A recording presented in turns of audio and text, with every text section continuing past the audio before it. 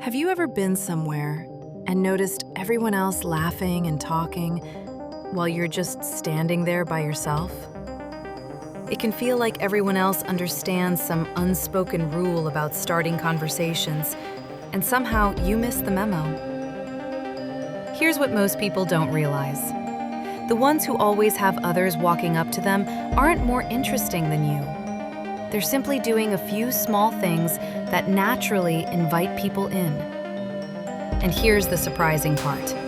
The most powerful one is probably the exact opposite of what you're doing right now. I'll share that at the very end. Because once you start using it, people will begin approaching you without you forcing anything. In this video, I'll show you how to get people to notice you, come over to you, and start the conversation first, without acting awkward or pretending to be someone you're not. Let me start with something that changed the way I see social situations.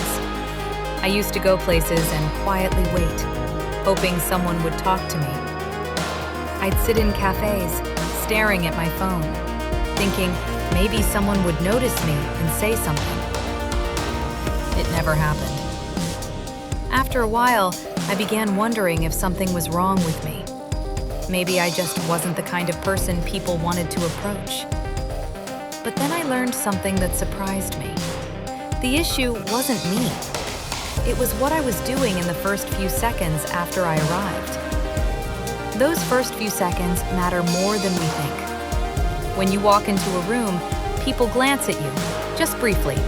Not a long stare, just a quick look. In that moment, they subconsciously decide whether you seem approachable. Most people walk in looking down, at the floor or at their phone. They find a spot and immediately look busy. It feels normal. It feels polite, like you're not bothering anyone. But what it actually communicates is something very different. It quietly says, "I'm occupied. Please don't interrupt." Now, here's what people who get approached do instead. They walk in with their head up. Not exaggerated, just natural. They look around the room as if they're comfortable being there. They're not staring, they're simply present.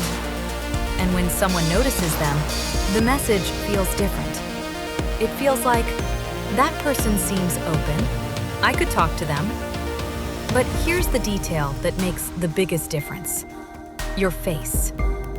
When you briefly make eye contact with someone, even for a second, add the smallest hint of a smile or a gentle nod. Nothing dramatic, just a quiet signal that says, "I see you, I'm at ease." That tiny moment plants a seed. Later, when they're thinking about who to talk to, they'll remember that small, friendly exchange. It creates a subtle sense of familiarity.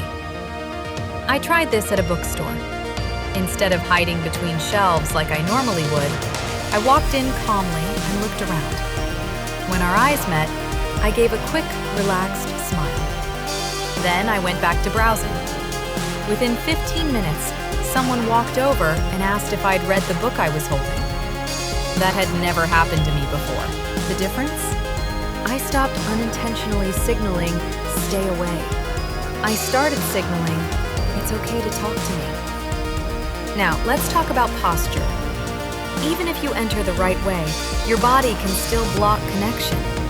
I used to stand with my arms crossed, shoulders turned slightly away, leaning on one leg. To me, it felt normal.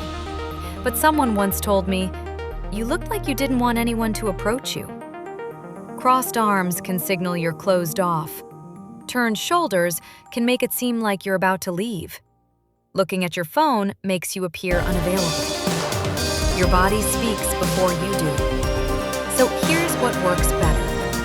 Keep your arms relaxed. Turn your body slightly toward the room. Pull your shoulders back gently. Take a slow breath. Let your face relax. At first, it feels unnatural, but then something shifts. People start approaching you. Not dramatically, just naturally. Now, here's where it gets even more interesting. There's something I call waiting energy. It's when you stand there hoping someone will notice you, glancing around, looking toward the door, trying to catch eye contact. That energy creates pressure.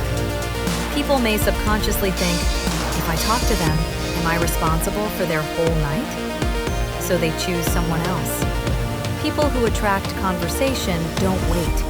They don't scan the room. They're simply calm. Maybe reading, maybe observing, but genuinely at ease. When you're comfortable on your own, people don't feel pressure around you.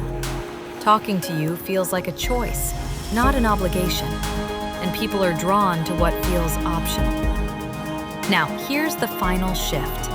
Stop needing people to talk to you. I know that sounds backward, but it changes everything. Many people measure their night by whether someone approaches them. If no one does, they feel rejected. If someone does, they feel validated. But attractive energy says something different. I'm good either way. I'm open, but I don't need anything from you. When you stop chasing attention, people feel safer giving it. When you stop seeking approval, conversations become natural. So next time you go somewhere, walk in thinking, I'm here to enjoy this moment. If someone talks to me, great. If no one does, that's okay too. Walk in with your head up. Look around calmly. Offer small, natural smiles. Keep your body open. Be peacefully present. And release the need for someone to approach you. Because often, the moment you stop chasing it is the moment it begins. That's when people start walking over. That's when conversations begin. Not because you forced it, but because you made it easy for them to want to.